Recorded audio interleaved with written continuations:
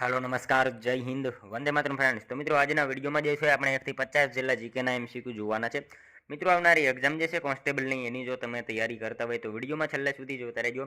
આ વિડિયો તમને ખૂબ અને ખૂબ ઉપયોગી થવાનો છે। મિત્રો નવા સિલેબસ મુજબ આપણે જે છે 50 જેટલા જીકેના એમસીક્યુ દરરોજ જે છે લઈને આવીએ છીએ। જો તમે ચેનલ ઉપર નવા હોય તો ચેનલ સાથે જરૂરથી જોડાયેલા રહેજો, ચેનલને સબસ્ક્રાઇબ કરી લેજો। દરરોજ આપણી ચેનલ ઉપર આવા જીકેના વિડિયો તમને જોવા મળશે।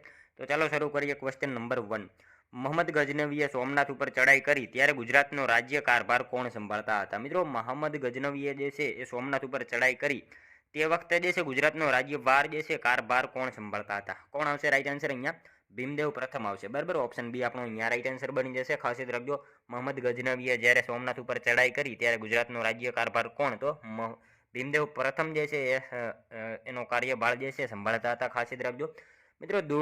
દુર્લભ રાજના આગ્રહથી ઈસવીસન 1022 જે છે તેનો રાજ્યાભિષેક થયો ભીમદેવ પ્રથમનો, બરાબર। ભીમદેવ પ્રથમના સમયમાં મિત્રો ગુજરાતનું સોમનાથ મંદિર ખૂબ જ સમૃદ્ધ હતું, જેથી સુલતાન મોહમ્મદ ગજનવીએ 7 જાન્યુઆરી 1026ના રોજ સોમનાથ મંદિર ઉપર આક્રમણ કર્યું હતું અને ભીમદેવ પ્રથમ મિત્રો ધનુર્વિદ્યામાં નિપુણ હોવાને લીધે તેને બાણાવાળી ભીમની ઉપાધિ મળેલી છે। એ બાબત આપણને સાથે સાથે ખ્યાલ હોવી જોઈએ।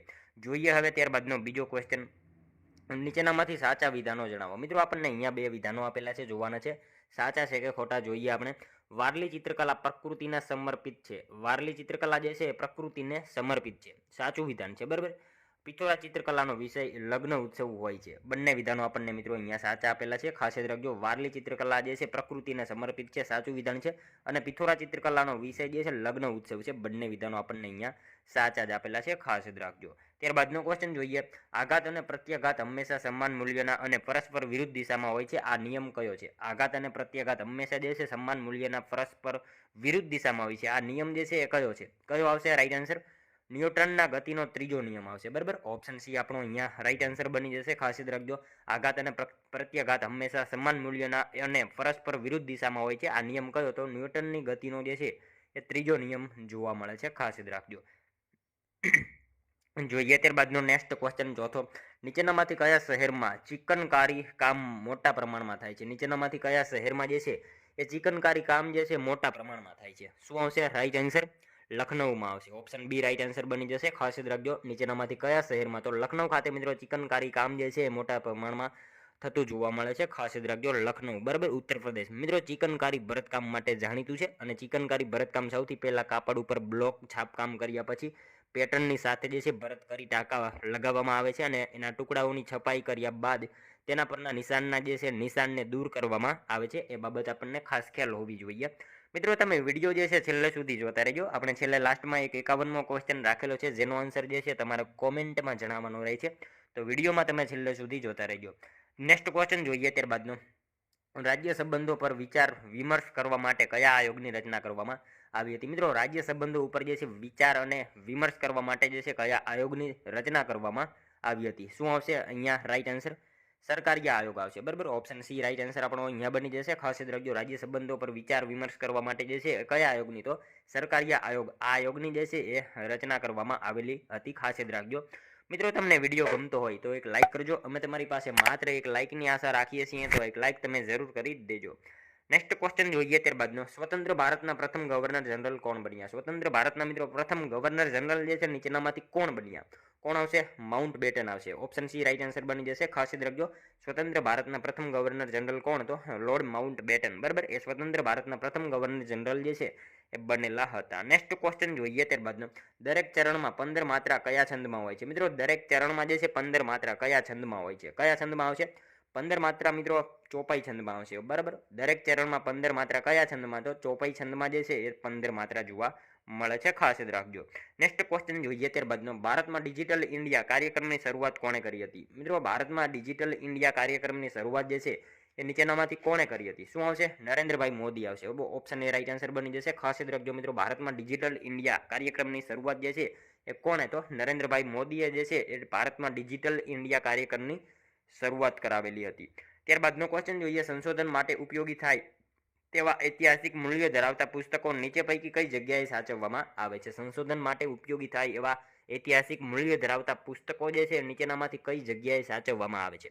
શું આવશે મિત્રો અહીંયા રાઈટ આન્સર અભિલેખાગાર, બરાબર, ઓપ્શન એ રાઈટ આન્સર બની જશે. અહીંયા ખાસ યાદ રાખજો, સંશોધન માટે ઉપયોગી થાય એવા ઐતિહાસિક મૂલ્ય ધરાવતા પુસ્તકો જે છે એ કઈ જગ્યાએ, તો અભિલેખાગાર એ જગ્યાએ જે છે એ સાચવવામાં આવે છે, ખાસ યાદ રાખજો.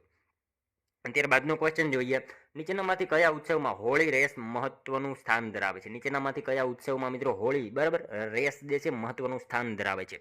ઓણમમાં આવશે, Onam, option A right answer આપણો અહીંયા બની જશે. ખાસ યાદ રાખજો, નીચેનામાંથી કયા ઉત્સવમાં, તો ઓણમ જે છે ઉત્સવમાં હોળી રેસ મહત્વનું સ્થાન ધરાવે છે.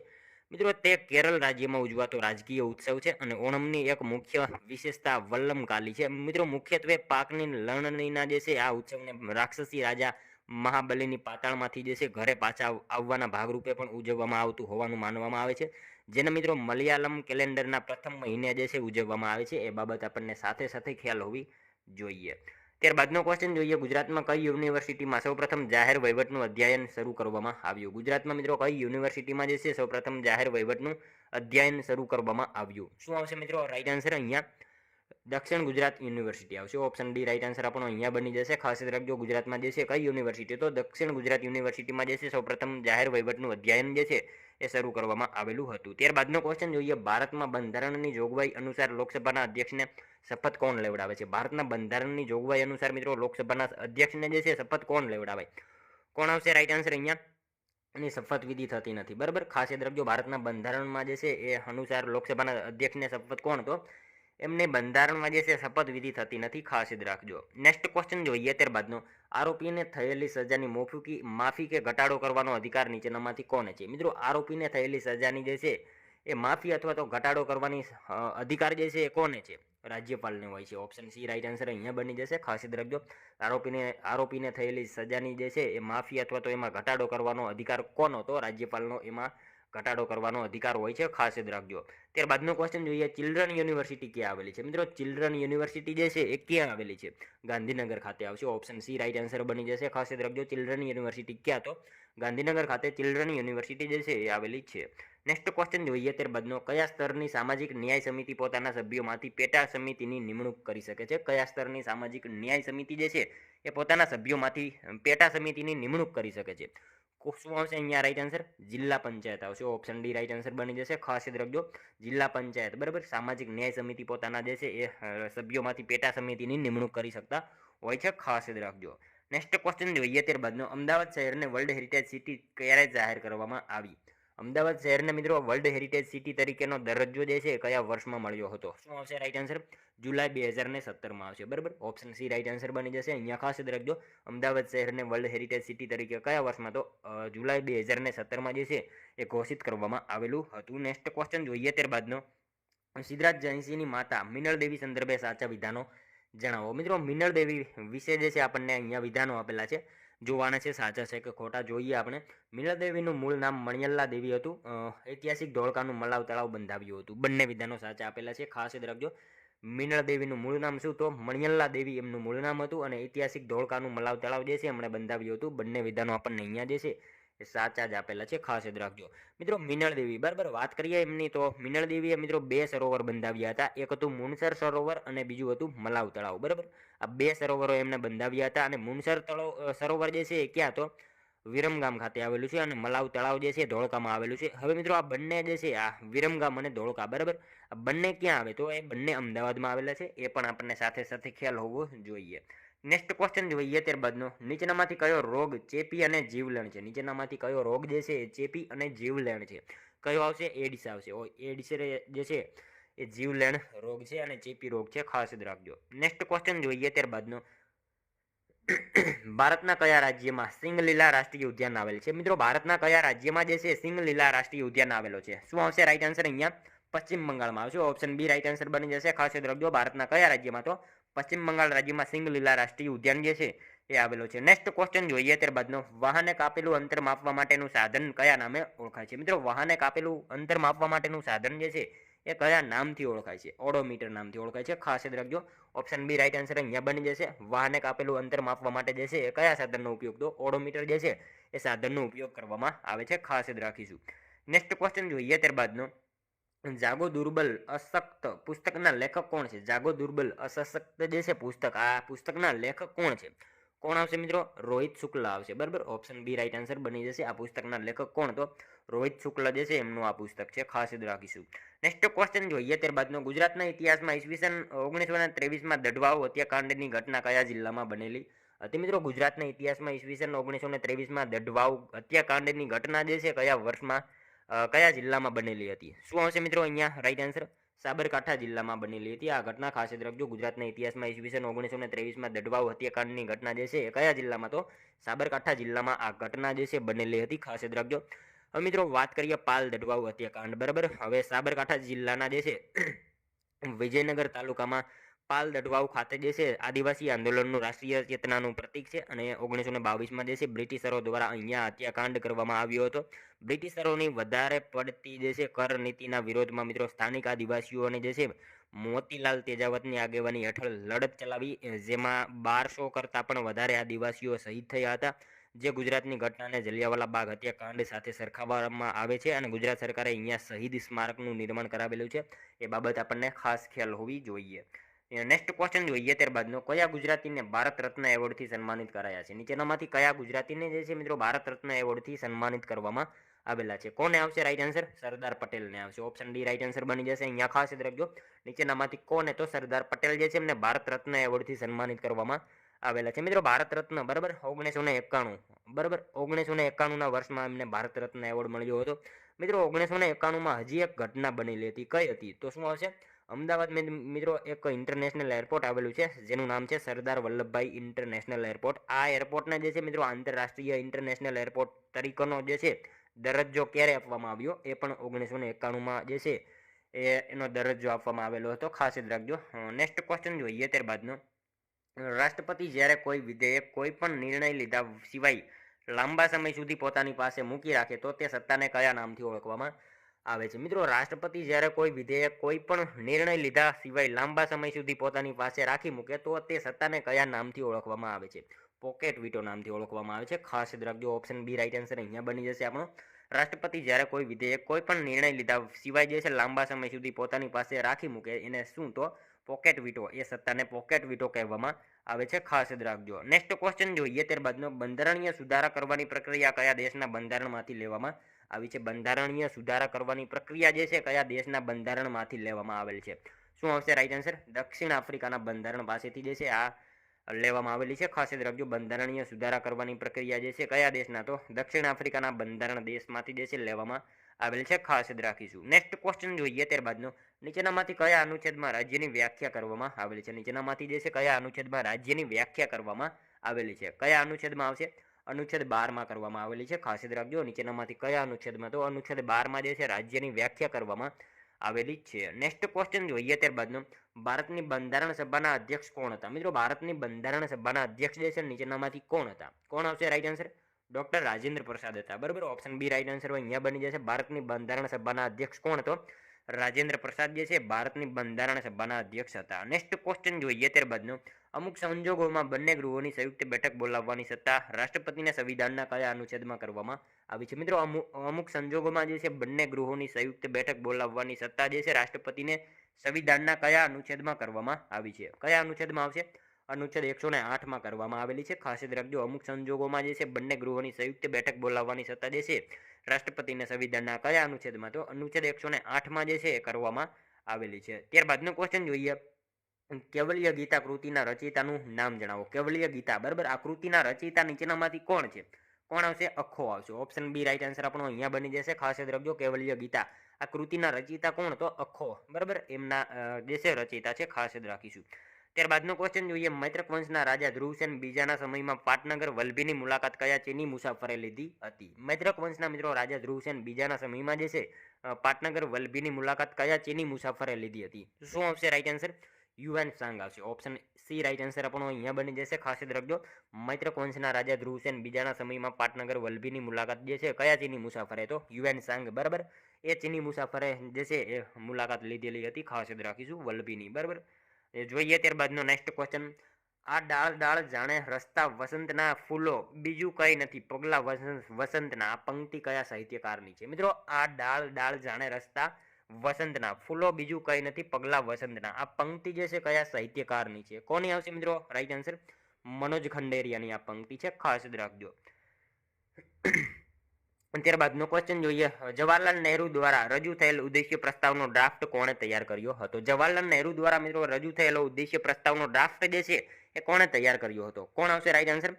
BN રાવ આવશે. ઓપ્શન ડી રાઈટ આન્સર બની જશે. અહીંયા ખાસ યાદ રાખજો, જવાહરલાલ નહેરુ દ્વારા રજૂ થયેલ ઉદ્દેશ્ય પ્રસ્તાવનો ડ્રાફ્ટ જે છે કોણે? તો BN રાવ જે છે એમણે એ ડ્રાફ્ટ જે છે તૈયાર કરેલો હતો. નેક્સ્ટ ક્વેશ્ચન જોઈએ. ત્યારબાદનો નીચેનામાંથી કયા મુગલ બાદશાહના દરબારમાં ઉસ્તા મનસુર અને અબુલ હસન ચિત્રકાર હતા? નીચેનામાંથી કયા મુગલ બાદશાહના દરબારમાં મિત્રો ઉત્સા મનસુર અને અબુલ હસન આ બંને ચિત્રકાર હતા? કોના દરબારમાં આવશે રાઈટ આન્સર? જહાંગીરના દરબારમાં આવશે. ઓપ્શન ડી રાઈટ આન્સર બની જશે. ખાસ યાદ રાખજો, ઉસ્તા મનસુર અને અબુલ હસન આ ચિત્રકાર કોના દરબારમાં? તો જહાંગીરના દરબારમાં જે છે આ બંને ચિત્રકારો હતા. મિત્રો વાત કરીએ મુગલ સમ્રાટ જહાંગીરના સમયમાં ચિત્રકલા જે છે તેની ચરમસીમા પર હતી. તેણે મિત્રો આગ્રામાં એક ચિત્રશાળાની સ્થાપના કરી હતી. તેણે હસ્તલિખિત ગ્રંથોના વિષય વસ્તુને જે છે ચિત્રિત કરવાની પદ્ધતિનો અંત કર્યો અને તેની જગ્યાએ જે છે છબી ચિત્રો પ્રાકૃતિક દ્રશ્યોની પદ્ધતિ અપનાવી હતી. અને મિત્રો જહાંગીરના સમયને ચિત્રકલાનો સુવર્ણ યુગ કહેવામાં આવે છે. એ બાબત આપણને સાથે સાથે ખ્યાલ હોવી જોઈએ. નેક્સ્ટ ક્વેશ્ચન જોઈએ. ત્યારબાદનો મૂળભૂત અધિકારોની પ્રેરણા કયા દેશમાંથી લેવામાં આવી છે? મૂળભૂત અધિકારોની પ્રેરણા જે છે કયા દેશના બંધારણમાંથી લેવામાં આવેલી છે? અમેરિકાના બંધારણમાંથી લેવામાં આવેલી છે. ખાસ યાદ રાખજો, મૂળભૂત અધિકારોની પ્રેરણા જે છે ક્યાંથી? તો અમેરિકાના બંધારણમાંથી જે છે મૂળભૂત અધિકારોની પ્રેરણા લેવામાં આવેલી છે. ત્યારબાદનો ક્વેશ્ચન જોઈએ. કયા એક્ટ અંતર્ગત ચા અને ચીન સાથે વેપાર કરવાની પરવાનગી આપવામાં આવી? કયા એક્ટ અંતર્ગત જે છે ચા અને ચીન સાથે જે છે વેપાર કરવાની પરવાનગી આપવામાં આવી? કયા એક્ટ અંતર્ગત આવશે? ચાર્ટર એક્ટ 1813 અંતર્ગત આવશે. ઓપ્શન સી રાઈટ આન્સર બની જશે. નેક્સ્ટ ક્વેશ્ચન જોઈએ. ત્યારબાદનો સોમનાથ કયા પંથનું પુરાતન સમૃદ્ધ અને મહત્વનું કેન્દ્ર હતું? સોમનાથ જે છે કયા પંથનું પુરાતન સમૃદ્ધ અને મહત્વનું કેન્દ્ર હતું? કયા પંથનું આવશે? શૈવ પંથનું આવશે. ઓપ્શન ડી રાઈટ આન્સર અહીંયા બની જશે. ખાસ યાદ રાખજો, સોમનાથ જે છે કયા પંથનું? તો શૈવ પંથનું જે છે પુરાતન સમૃદ્ધ અને મહત્વનું કેન્દ્ર હતું. ખાસ યાદ રાખજો. નેક્સ્ટ ક્વેશ્ચન જોઈએ. ત્યારબાદનો સોલંકી રાજા સિદ્ધરાજ જયસિંહની રાજકુમારીના લગ્ન ચૌહાણ વંશના કયા રાજા સાથે થયા હતા?